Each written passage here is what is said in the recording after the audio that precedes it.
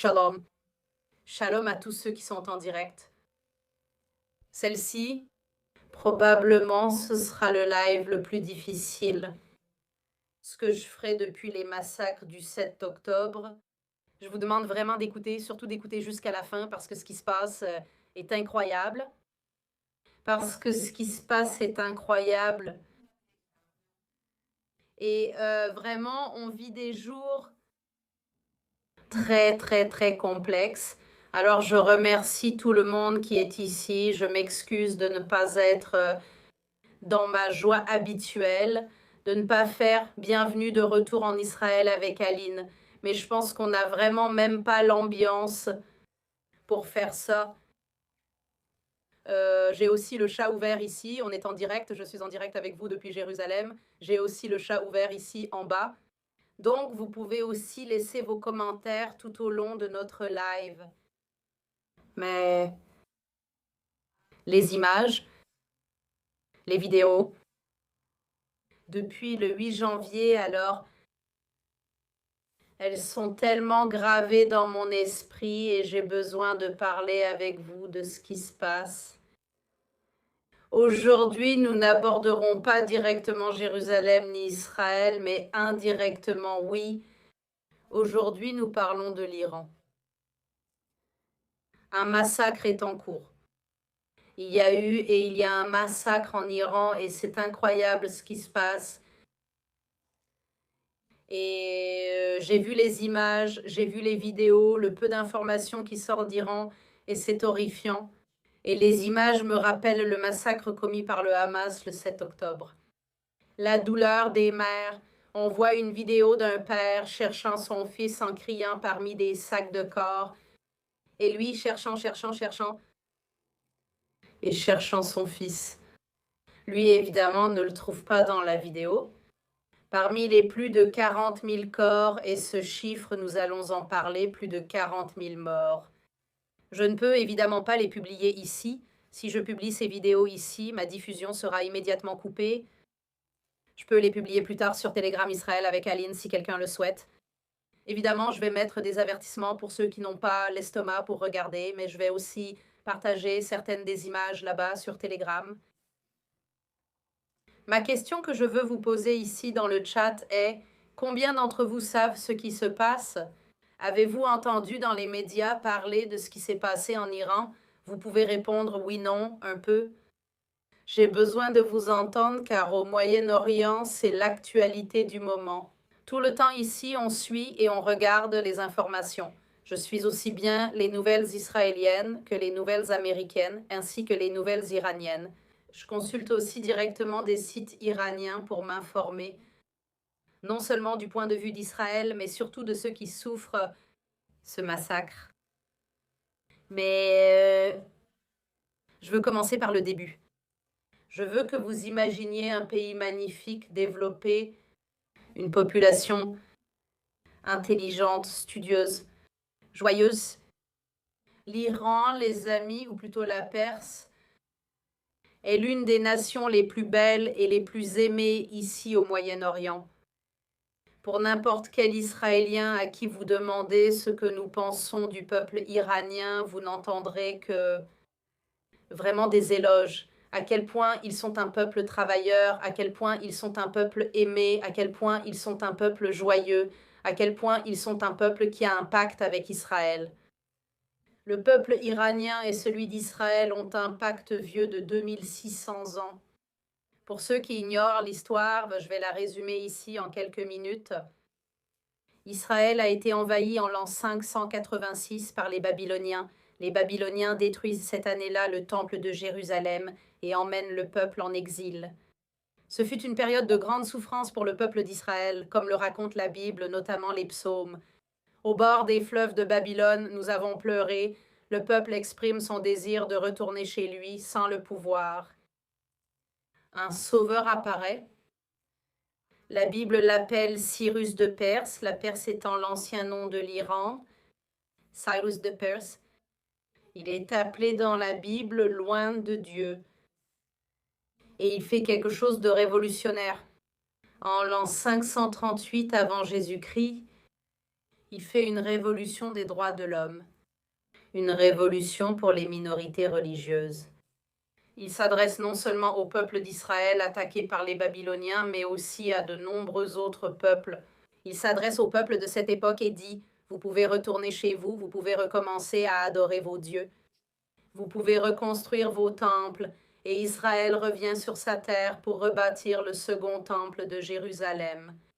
L'histoire du peuple d'Israël se poursuit. Nous n'avons que la version biblique, y compris les amis, l'Ancien et le Nouveau Testament. Le temple où Jésus a marché n'a été reconstruit que grâce aux Perses. Depuis, un pacte unit les deux peuples. Le peuple d'Israël voit le peuple perse comme son libérateur, comme le raconte en détail la Bible. Imaginez maintenant ce pays, nation bénie, magnifique, merveilleuse, étant tout simplement prise par le mal. Je ne peux rien dire d'autre. En 1979, la révolution islamique a lieu en Iran. L'Iran comptait déjà une importante population musulmane chiite. Ce n'est pas que l'islam arrive en 1979, mais un petit groupe de musulmans radicaux, alliés à quelques communistes, ils font un coup d'État en Iran et ils prennent l'Iran par la force. Et ils ramènent l'Iran non pas 100 ans en arrière, mais à un passé de plus de 2700 ans. Ils changent l'Iran en un pays terrible pour sa population. L'âge légal du mariage en Iran, les amis, là, pour les filles, c'est 13 ans et pour les garçons, c'est 15 ans. Mais ne vous inquiétez pas, avec une autorisation judiciaire ou paternelle, les filles peuvent se marier à partir de 9 ans. À partir de 9 ans, ils commencent à imposer l'islamisme radical à la population. Les filles sont forcées à se marier. Un peuple reconnu pour sa liberté perd tout. Les filles dès 7 ans doivent porter le hijab, le foulard, couvrant cou et cheveux. Filles dès 7 ans, toutes religions confondues. Chrétiens, juifs, musulmans, chiites, sunnites, athées. Toutes les filles en Iran, à partir de 7 ans, doivent porter le foulard dès 9 ans dans tout le système scolaire et hors de la maison. Et les filles, surtout, ont toute une série de restrictions morales. Et celles qui ne respectent pas ces restrictions morales, mes amis, il y a une police spécialement désignée pour cela, la police de la moralité. La police des bonnes valeurs. Et si elles attrapent une fille dont le foulard n'est pas ici, mais plutôt là, la fille peut être condamnée, elle va subir des coups de fouet. La fille peut être condamnée. Elle va recevoir des coups de fouet, c'est la loi. Et que dit la loi? Ce que la loi ne prévoit pas mais qui arrive, ce sont les abus à l'intérieur des prisons, mes amis. Les témoignages que nous avons, c'est que des filles qui sont arrêtées en ressortent dans des sacs mortuaires. Souvent, les corps ne sont même pas restitués, comme on l'a vu récemment du côté des familles. Cherchant les 40 000 corps et les personnes arrêtées, pas celles tuées sur le coup mais emmenées, de nombreux corps de filles et femmes ne sont pas restitués. Il y a beaucoup plus de corps d'hommes qui sont rendus que de femmes, parce que s'ils rendent les corps de ces filles, les familles pourront voir ce qui a été fait à ces filles en prison. Vous comprenez ce que je veux dire? C'est aussi une question religieuse. Ils pensent qu'une vierge peut aller au paradis, mais pas une femme ayant eu des relations avant. Et de sa mort, non. Alors, ils abusent intentionnellement de ces filles. Avant de les tuer, pour qu'elles ne souffrent pas seulement dans ce monde, mais que, selon leur vision, elles souffrent aussi dans l'au-delà. Oui, c'est une cruauté envers un peuple qui ne...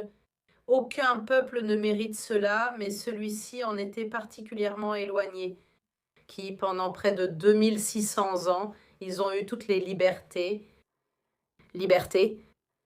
Et je peux aussi vous expliquer les lois iraniennes pour que vous compreniez bien. Un groupe extrémiste, oui, c'est un groupe extrémiste qui a pris le pouvoir. La loi accorde aux femmes la moitié de l'héritage des hommes. Une femme va témoigner au tribunal. Son témoignage vaut la moitié du témoignage d'un homme. Alors, s'il y a un différend, par exemple, entre un homme et une femme, le témoignage de l'homme sera accepté comme le double et il gagnera l'affaire. Femme. Les filles doivent avoir une autorisation pour obtenir un passeport et quitter le pays. Ainsi, si une femme veut fuir, situation, elle doit obtenir l'accord de sa famille si celle-ci y croit. Croyant à des valeurs radicales, la famille ne le laissera pas sortir pour l'accident. Et aussi, si une femme est tuée, je ne parle pas maintenant par la police, je ne parle pas par le gouvernement. Si par exemple un accident tue une femme et que quelqu'un doit indemniser sa famille, la famille ne recevra que la moitié de l'indemnisation prévue pour un homme, quelle que soit la cause, même un accident. Dans cette société radicale, la femme vaut littéralement la moitié d'un homme, qui est la République islamique d'Iran. C'est pourquoi il est crucial de distinguer, lorsqu'on évoque l'Iran, entre le peuple iranien qui est tant apprécié et la République islamique d'Iran. Ce sont deux choses très différentes.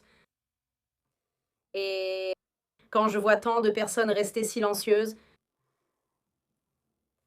l'absurdité en Iran ne s'arrête pas là. Il est même interdit de promener son chien dans la rue parce que les chiens sont considérés comme des animaux impurs. Donc on ne peut même pas promener son chien dans la rue. Et je veux justement maintenant, j'ai noté ici quelque chose dont je veux vous parler. Je veux donc exactement pour vous le code pénal. Pour éviter que quelqu'un dise ensuite dans les commentaires que c'est inventé, vous pouvez consulter le code pénal iranien.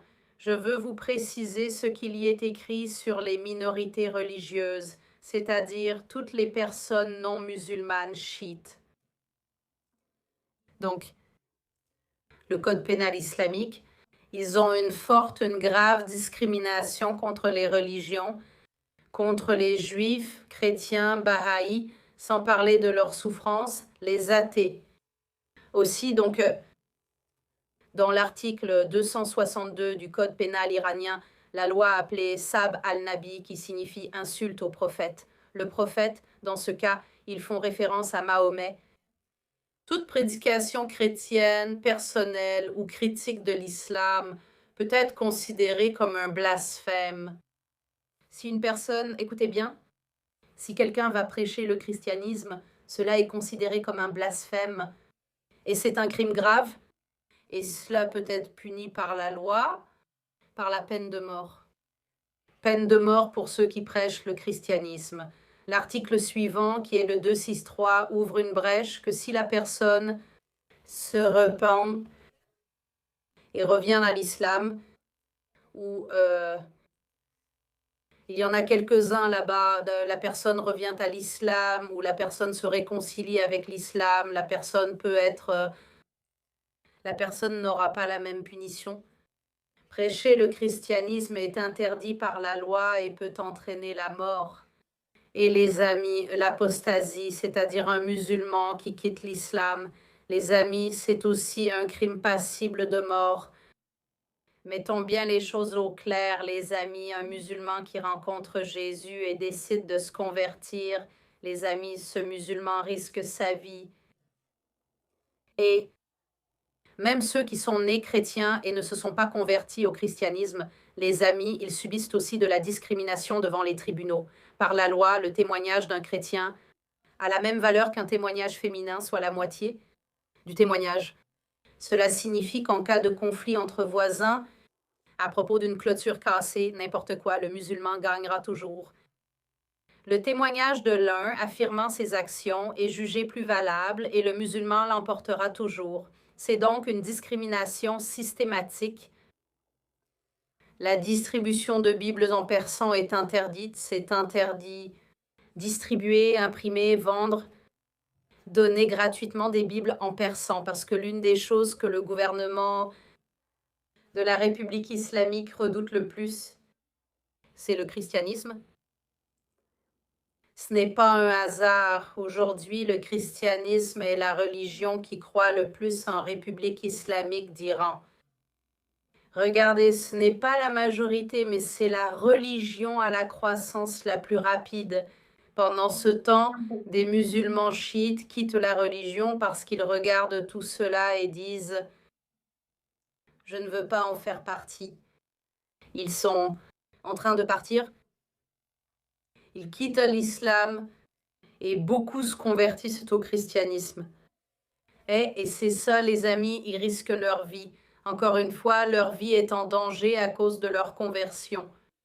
On ignore toujours le nombre actuel de chrétiens en Iran.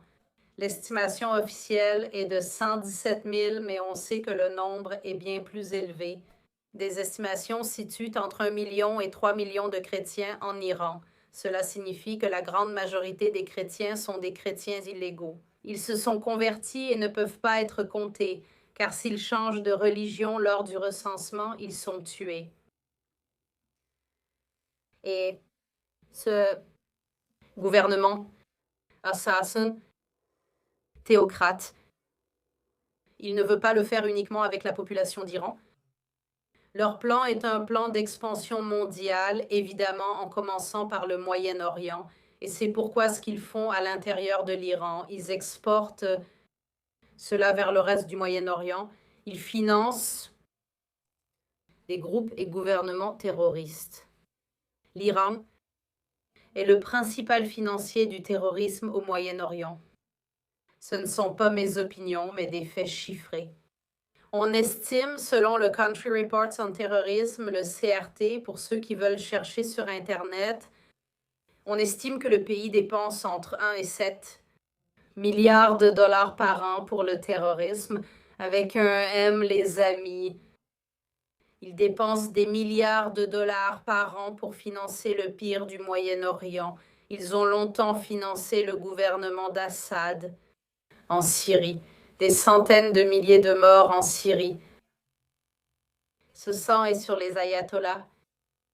Ils financent évidemment le Hamas.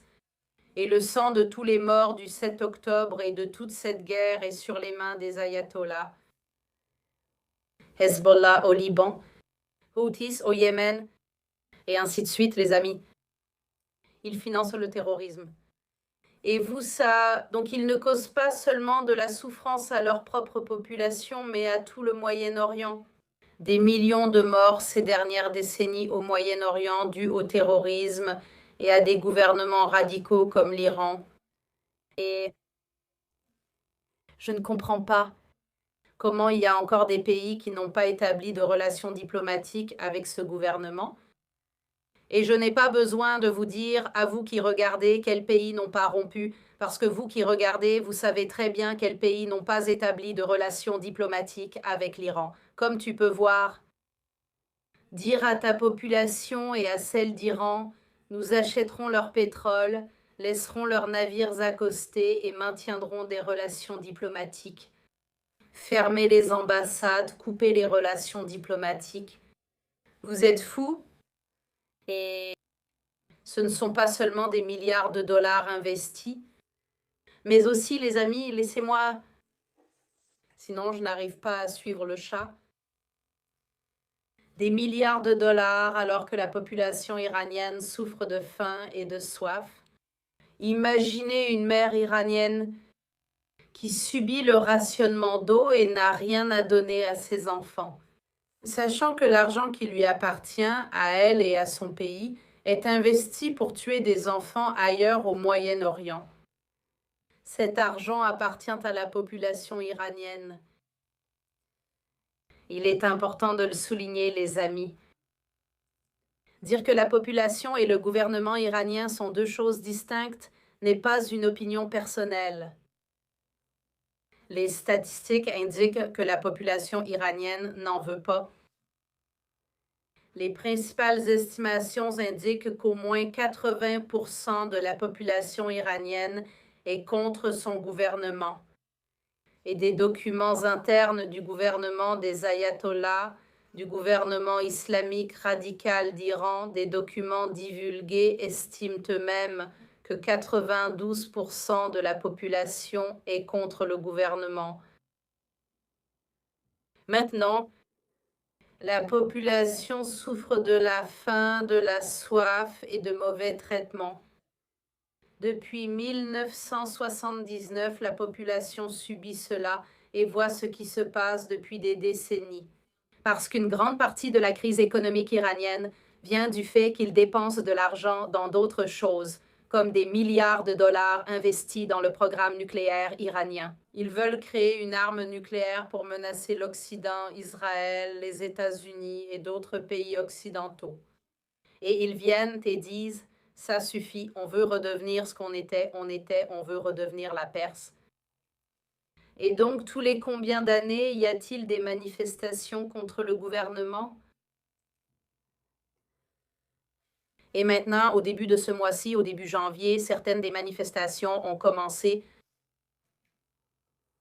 Certaines des plus grandes manifestations que nous ayons vues ont commencé depuis la création de la République islamique d'Iran.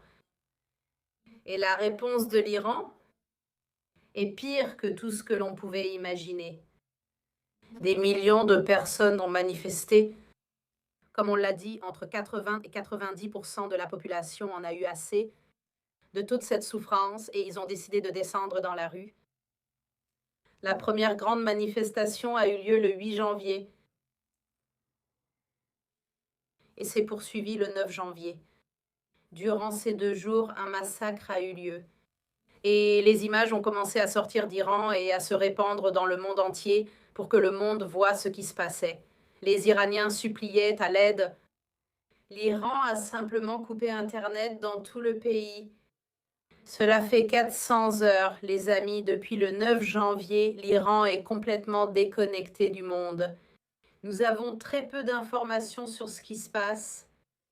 Les informations arrivant progressivement, c'est aussi pourquoi je fais ce live aujourd'hui.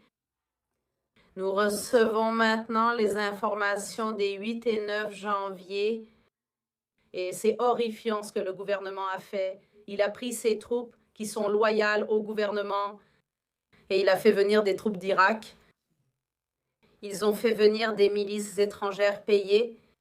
La population étant très opposée au gouvernement, des milices ont été appelées et il a été ordonné de tirer, de tuer.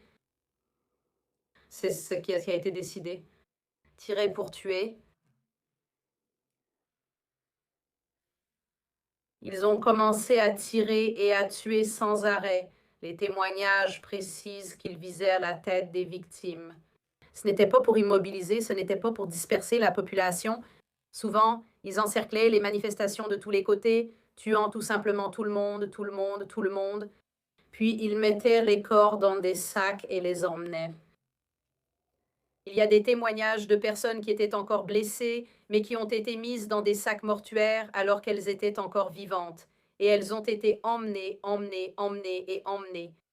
Les amis, les statistiques, 2 jours de massacre, selon Iran International, s'élèvent à 36 000 personnes. Écoutez bien cela. 36 500 personnes en 2 jours, 8 et 9 janvier. Le total statistique dépasse 43 000 personnes. Nous pensons avec d'autres que quand Internet reviendra, ou lorsque le temps aura passé et qu'une étude sérieuse sera menée, les chiffres seront bien plus élevés. J'ai déjà vu des gens en parler, pas des personnes au hasard, les amis. J'ai vu des instituts. Des instituts sérieux évoquaient déjà, il y a plusieurs jours, plus de 50 000 morts. Les gens, ce sont des sacs, des montagnes, des camions de corps morts. Et en plus de tous ceux qui ont été tués lors des manifestations, des milliers de personnes ont été arrêtées.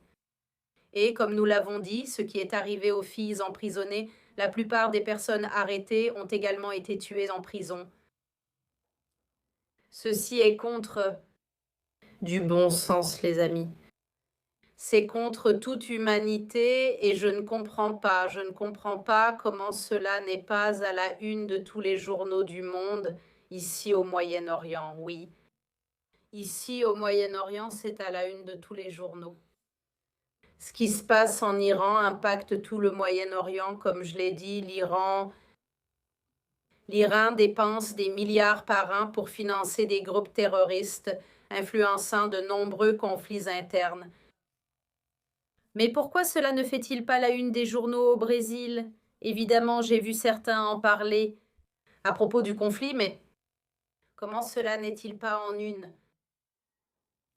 Comment cela ne peut-il pas être une manchette? Ils ont tout simplement coupé Internet pour qu'on ne connaisse pas la vérité. Et la part de vérité que nous parvenons à découvrir et à assembler ce puzzle d'horreur, les amis, des images incroyables. Et je ne comprends pas comment le monde reste silencieux. Comment les gens, je ne mentionnerai même pas la rhétorique sur les réseaux sociaux, toute personne qui s'exprime en faveur des manifestations en Iran, c'est-à-dire que la population, parce que toute personne soutenant les manifestations sur les réseaux sociaux n'est évidemment pas en Iran car ils n'ont pas Internet. Beaucoup disent non, c'est un agenda sioniste, les États-Unis veulent juste entrer en Iran, etc. Les amis, l'Iran est déjà occupé. L'Iran est occupé depuis 1979. La seule chose que cette population veut, pouvoir choisir son avenir, c'est le minimum pour toute nation, surtout une nation historique comme la Perse. Eux, lors de ces manifestations, les amis, ils demandent le retour de la famille royale, qui est Reza Pahlavi. Reza Pahlavi, c'est le fils du Shah d'Iran exilé, et Reza a déjà dit qu'il était prêt à revenir en Iran. Mais il ne veut pas être roi comme son père, il préfère entamer un processus pro-démocratie. Sa famille s'est déjà exprimée bien avant ces manifestations en disant qu'ils veulent le retour, qu'ils ne veulent pas le retour, qu'ils veulent pour la première fois une démocratie en Iran. Et nous devons exiger que le monde regarde l'Iran. Nous devons l'exiger. Indépendamment de votre opinion sur Israël. Il y a un bon côté et un mauvais côté dans l'histoire. Et en ce moment, le bon côté de l'histoire, c'est d'aider la population iranienne à décider de son propre avenir. Personne ne devrait recevoir une balle dans la tête ni être maltraité en prison. Rien de plus, rien de moins.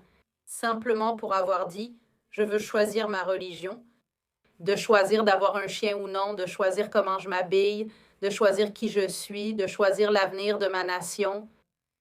Et ils ont tout simplement coupé Internet parce qu'ils savent que la population d'Iran en parle.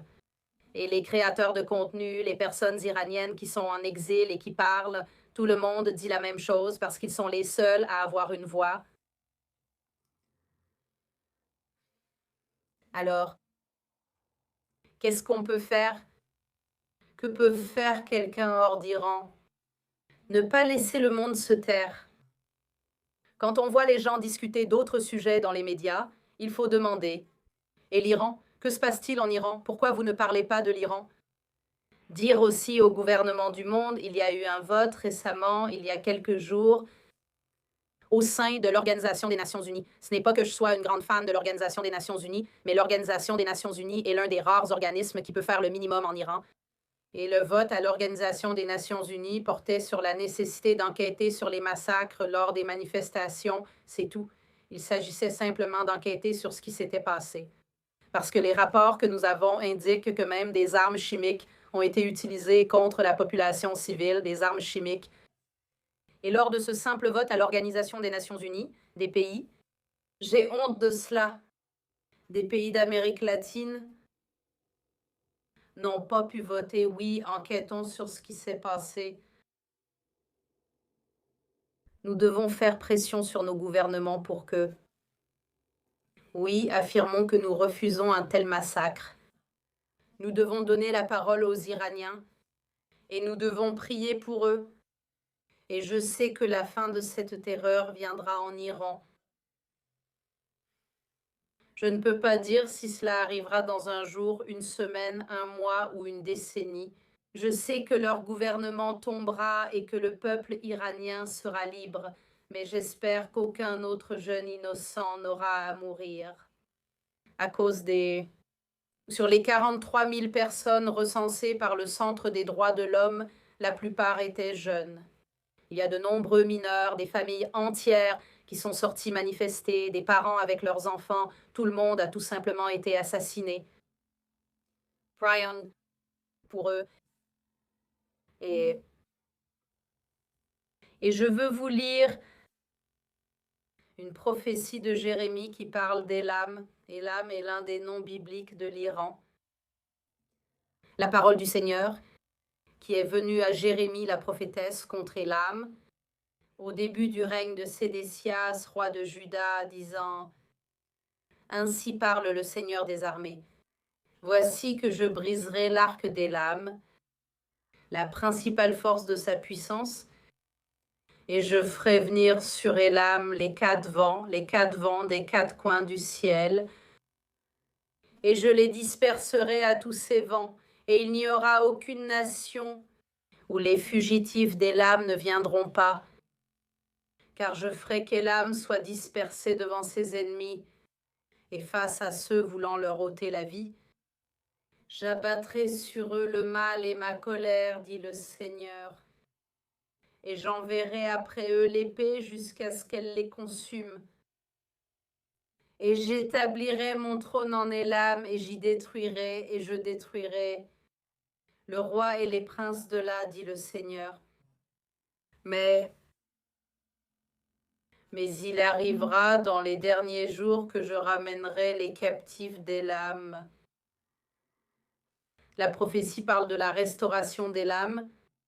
Élam, c'est l'Iran biblique, c'est la Perse. Et la Perse sera restaurée. Et nous avons une dette historique envers l'Iran et il est temps que nous payions notre dette historique envers la Perse. Ils nous ont sauvés de l'exil de Babylone, ils nous ont permis de retourner sur notre terre et de redevenir un peuple libre, que nous puissions à nouveau adorer en Israël, que nous redevenions le peuple et que toute l'histoire biblique qui s'est déroulée alors, c'est grâce à notre retour, et les Perses. Nous avons une dette historique envers eux, nous devons rester unis. Et si vous voyez des gens dans vos villes, surtout ceux qui viennent des grandes capitales, São Paulo, Rio de Janeiro, voyez s'il y a des manifestations devant un endroit. Il y a souvent des manifestations devant les consulats et les ambassades iraniennes. Essayez d'y participer, apportez le véritable drapeau de l'Iran, le drapeau avec le lion et le soleil levant. Apportez le drapeau du Brésil et affirmez que nous ne nous tairons pas. Quand nous voyons ce peuple souffrir jusqu'à ce qu'il soit libre, comme nous avons été libérés il y a 2600 ans, eux aussi méritent leur liberté. De cette dictature, de cette occupation qu'ils vivent. Je remercie tous ceux qui ont regardé de nos jours. Je m'excuse de ne pas raconter de beaux contenus bibliques comme j'aime le faire, mais cela me fait mal depuis les 8 et 9 janvier. Je me suis toujours demandé si je devais parler ou laisser d'autres s'exprimer à ma place. Et j'ai dit, non, toutes les voix sont importantes et c'est aussi mon tour de faire entendre la mienne. Et de dire que nous devons exiger des gouvernements du monde entier qu'ils se prononcent contre l'Iran. L'Iran a commis des horreurs inimaginables. Je publierai le lien Telegram ci-dessous, puis quelques vidéos pour ceux qui souhaitent regarder. Tous les chiffres dont j'ai parlé, les amis, proviennent de sources externes. Aucune source israélienne, ce sont toutes des sources externes. Des Nations Unies, d'organisations internationales, d'organisations iraniennes aussi. Et c'est pourquoi je remercie tous ceux qui ont regardé et on se retrouve, si Dieu le veut, à la prochaine.